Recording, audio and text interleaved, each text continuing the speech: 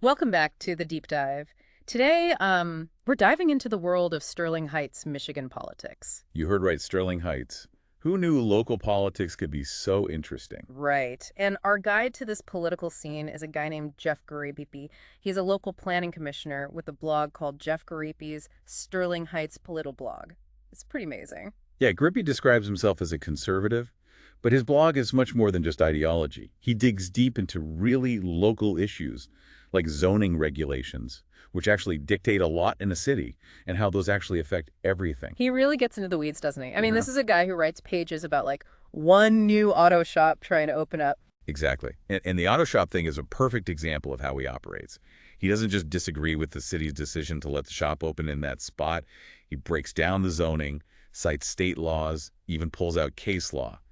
It's impressive. And he even criticizes his fellow planning commission members. He was on the vote, but then still publicly calls them out for what he says is overstepping their authority. That's our Garapi, always speaking his mind, even if it ruffles some feathers along the way. But it's not just about calling people out. He really seems to want to make Sterling Heights better, and for him, that starts with accountability for everyone. Remember that Facebook post? Oh, yeah. The one that he admitted was a bad attempt at humor. A good reminder that jokes, even if they seem harmless, can have real consequences, especially these days. Exactly. And Garipi owned up to it. He even offered to resign, which honestly says a lot about him. He's willing to admit when he's wrong. Yeah, and the fact that the mayor refused his resignation, that also says a lot. It really does. Hmm. People know he's not perfect, but he cares about Sterling Heights. So we've got this really outspoken planning commissioner who's not afraid of a little controversy. What's the political scene like in Sterling Heights? It's like a microcosm of America. You've got passionate debates, big personalities, and a whole lot of local drama. Speaking of drama, the 2021 city council election. Oh, yeah. The election where the entire city council, even the mayor, won re-election. You'd think everyone would be happy. You would. But Garipi's blog tells a different story. This is where his perspective is really interesting. He says that just complaining isn't enough to win an election. In fact, he says, and I quote, "Grievances alone don't win elections.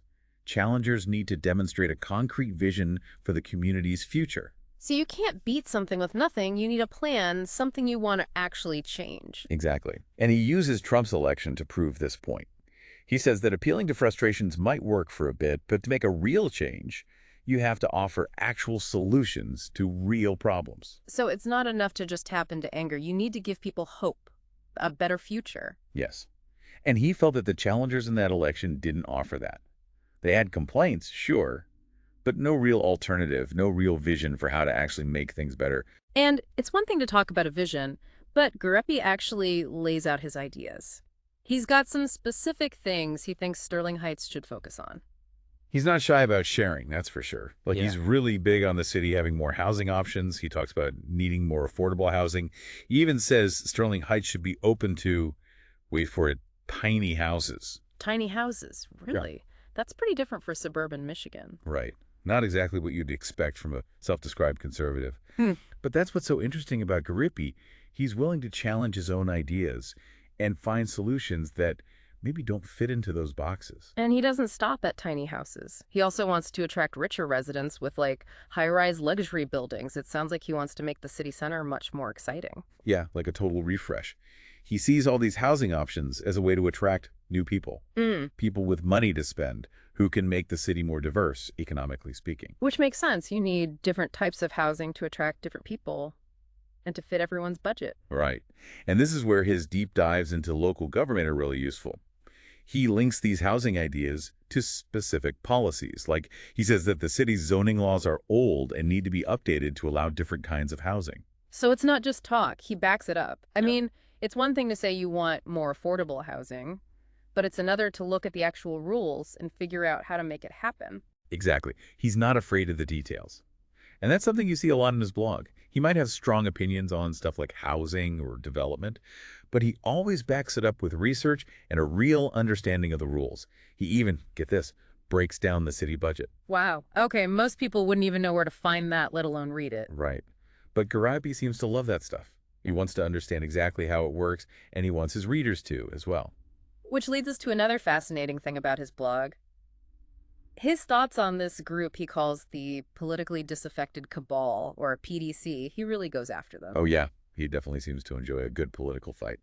And the PDC, they really get to him. He says they're just a bunch of residents who are always against whatever the city council wants to do. They just like to oppose things. He even compares them to, like, having a drug addiction. That's pretty harsh. It is, but it shows how frustrated he is with what he sees as just useless negativity. Mm. Garipi is all about being part of the solution, not just complaining.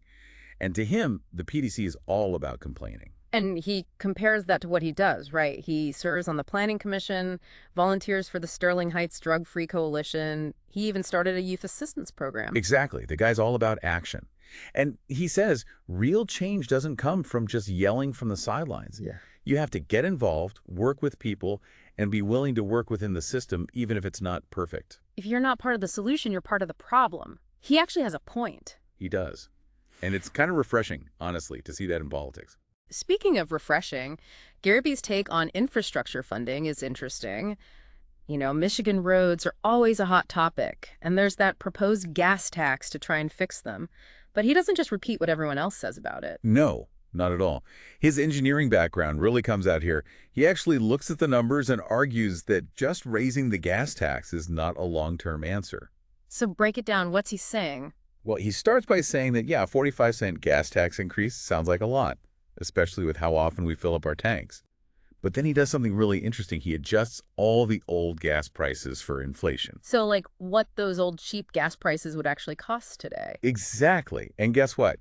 We've actually been paying about the same for gas adjusted for inflation for decades. So those people complaining about the increase need to chill out a bit. Basically, yes. He says the proposed increase isn't even close to enough to fix all the problems. So then what? If raising the gas tax isn't enough, how do you fix the roads? That's the question, isn't it? And Gerby doesn't act like he has all the answers. But he does offer up some ideas.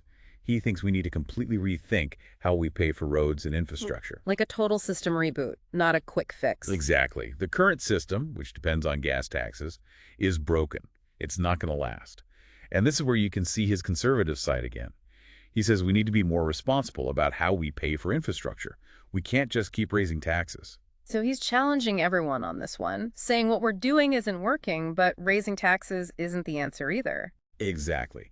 He's pushing for a smarter approach to a really tough problem. That's what I like about his blog. He doesn't just follow the crowd. He's willing to go against his own party if it means finding a solution that helps everyone. Which brings us to something that everyone's talking about in Sterling Heights, that mosque construction. It really shows what it means to live in a diverse community, especially one that's changing so much. It does. And, you guessed it, Goopy's not afraid to talk about it. In fact, he jumps right into the thick of it with his usual mix of humor and careful attention to the details. So Juripi really goes after this one city council candidate, Jasmine Early, for her stance on the mosque. Says it doesn't sit well with him or a lot of conservatives in Sterling Heights. And this is where it gets interesting, because Garipi doesn't just write her off. He digs into it, saying her opposition is part of a bigger thing. He calls it knee-jerk NIMBYism. Not in my backyard, basically, like being against any change at all, especially if it involves people or things that are different. So he's taking this local fight and connecting it to something much bigger, right? Tolerance, diversity, how do we actually build communities where everyone feels welcome? It's a good point, though. This isn't just a big city problem. It's happening everywhere, even Sterling Heights. Exactly. And this is what makes Garipi's blog so interesting, even with all its weirdness and sometimes, well, rough humor. He makes us look at these tough questions. He pushes us to go beyond the easy answers and actually deal with how complicated these things really are. And he doesn't just talk about it, he shares his own experiences. Like that time he posted that picture of Muslim prisoners on Facebook. He admitted later it was a really bad attempt at humor. That caused a lot of problems for him, and for good reason. It just goes to show how even a stupid joke can be really hurtful. But the important thing is Garipi didn't hide from it. He took responsibility, apologized, even offered to resign. And again, the mayor said no to the resignation. It seems like people recognize that, yeah, he messes up, but he's trying, you know. He wants what's best for the city. Definitely. They see how much he cares, how he's willing to learn from his mistakes, and his passion for making Sterling Heights better for everybody. It's a good reminder that nobody's perfect. We all mess up, but it's how we deal with it that matters. Totally. Speaking of learning and moving on, remember how Garipi loves to dig into those details? Well, that even extends to one of Sterling Heights' most, shall we say, memorable landmarks, The golden butthole. Oh, the golden butthole. Can't forget that. Just so everyone knows, we're talking about a piece of public art. A giant gold ring that, well, kind of looks like a butt. It was all over the news. People made fun of it constantly. Right, and Garapi has a field day with it. He compares it to that whole Bodie McBoatface thing in Britain. To him, it just shows what happens when the city planners are totally out of touch with the people. But, and this is so Garrett, he doesn't just make fun of it. He has a solution. A redesign contest. But you have to use the original structure. Save money and maybe make it, well, less butt-like. Exactly. Yeah. Always thinking, always trying to find a way to make things better. It's actually a good lesson for all of us. It is. So, as we wrap up this deep dive into Sterling Heights through the eyes of Jeff Gariepy, what are the big takeaways here? What can we learn from this self-proclaimed conservative curmudgeon who's obsessed with zoning laws and stirring up trouble? I think the biggest takeaway is that local politics matters. What's happening in Sterling Heights might seem irrelevant to people listening, but it's not. The stuff he's dealing with, the challenges, the solutions, it's all relevant. These same things are happening everywhere. And complaining on Twitter or whatever isn't going to fix anything. We have to be involved, think critically, and actually listen to different points of view, even when it's hard. Exactly. Gariepy's blog, even with its quirks, shows what happens when people get involved.